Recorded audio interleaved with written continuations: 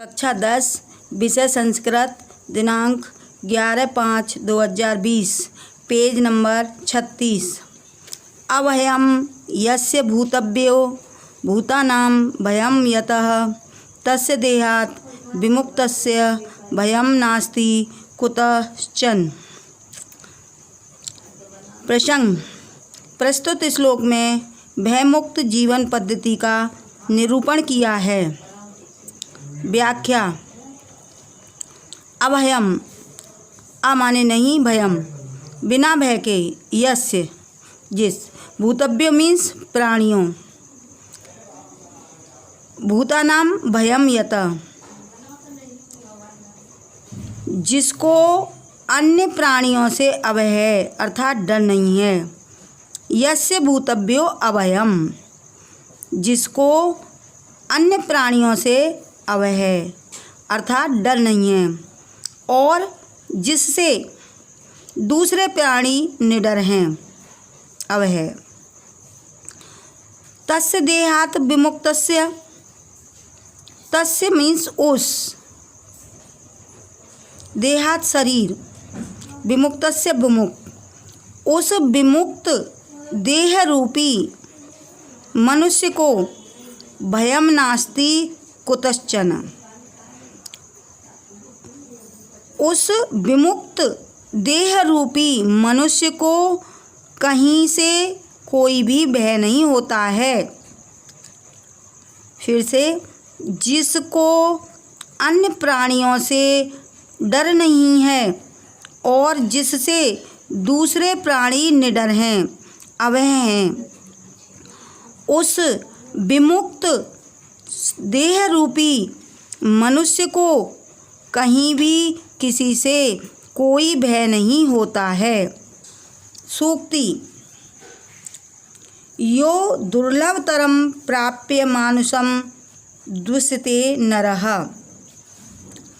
संदर्भ प्रसंग।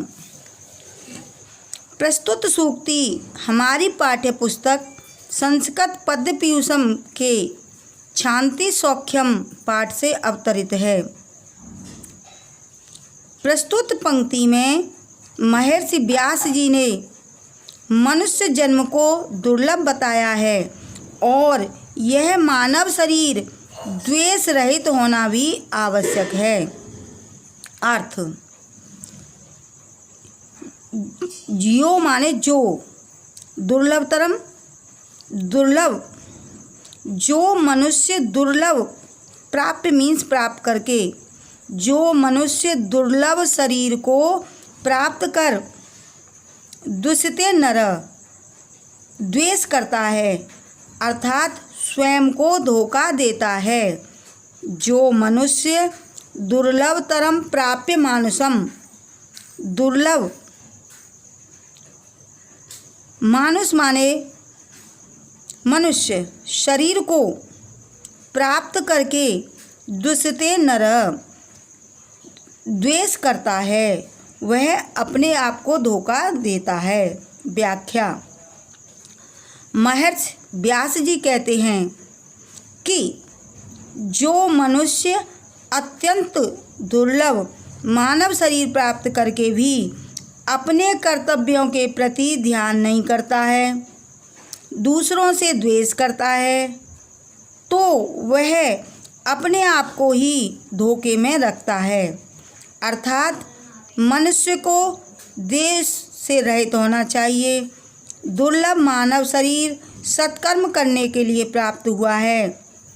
ईर्ष्या द्वेष में फंसकर उसे व्यर्थ में नहीं गंवाना चाहिए।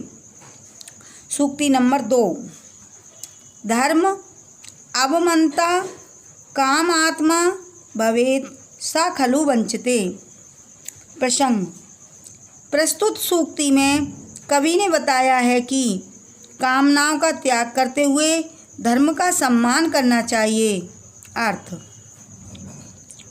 कामनाओं में आसक्त रहकर धर्म की अवमानना करने वाला स्वयं को ही धोखा देता है। व्याख्या। जो व्यक्ति मानव जीवन पाकर भी ईर्ष्या द्वेष करता है और दूसरे के धर्म का अनादर करता है। वास्तव में वह ऐसा करके किसी दूसरे की हानि नहीं करता, बल्कि स्वयं के साथ धोखा करता है। इसका मुख्य कारण यह है कि धर्म व्यक्ति में कर्तव्य औचित्य अनौचित्य की विवेक बुद्धि उत्पन्न करता है, जिसमें व्यक्ति पाप कर्मों से बचा रहता है। इसके विपरीत धर्म का अनादर करने वाला व्यक्ति केवल पाप कर्मों का ही संचय करता है और जीवन मरण के इस चक्र से निकल पाता है। जो व्यक्ति धर्म का पालन करता है वह सफल होता है और धर्म का अनादर करने वाला व्यक्ति स्वयं को धोखा देता है। सूक्ति नंबर 3। भेषज्यम एतत् दुःखस्य यदेतन् नानु चिंतयेत्। प्रसंग। प्रस्तुत पंक्ति में कवि ने मानव को दुख का चिंतन करने की सलाह दी है। अर्थ।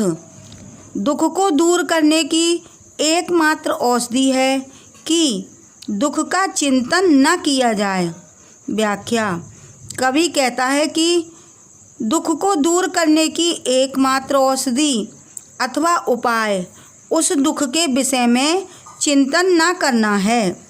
अर्थात दुख के आने पर मनुष्य को उसके विषय में नहीं सोचना चाहिए, क्योंकि चिंता करने से दुख कभी कम नहीं होता है, अपितु वह अधिक बढ़ जाता है।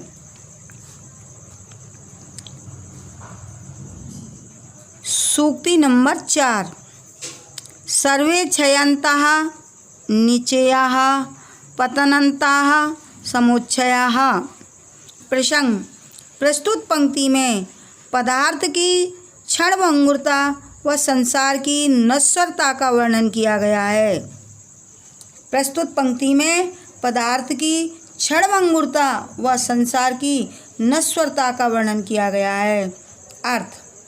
सभी संग्रह नाशवान हैं, सभी ऊंचाइयां पतन में अंत वाली हैं। व्याख्या। सभी संग्रह अर्थात संसार में सभी वस्तुएं जो भौतिक रूप से विद्यमान हैं, नष्ट होने वाली हैं, वे स्थिर नहीं रहती हैं। जो आज है वह कल नहीं रहेगा। जहाँ विकास होता है वहाँ पतन भी आवश्यक होता है। इसी प्रकार जीवन का अंत भी निश्चित है, अर्थात जो जन्मा है उसकी मृत्यु निश्चित है। सूक्ति नंबर 5। संयोगाः विप्रयोगाः अन्तः मरणान्तं ही जीवितम्। प्रसंग। प्रस्तुत सूक्ति में मृत्यु की शाश्वतता पर प्रकाश डाला है, क्योंकि मृत्यु तो निश्चित है, आनी ही आनी है। अर्थ। मिलन की अवधि वियोग और जीवन की अवधि मृत्यु है। व्याख्या। यह संसार दुख प्रदान है, इसमें मिलन के क्षण कम हैं, इसमें मिलन के क्षण कम हैं, जबकि वियोग चिरकालीन है। प्रत्येक सुख का अंत दुख है, प्रत्येक सुख का अंत दुख है, किंतु प्रत्येक दुख का अंत सुख नहीं है। जो आज है वह कल नहीं रहेगा और जो कल रहेगा वह आगे नहीं रह जाएगा। जो मिला है वह बिछुड़ता अवश्य है और जिसका जन्म हुआ है उसकी मृत्यु भी निश्चित है।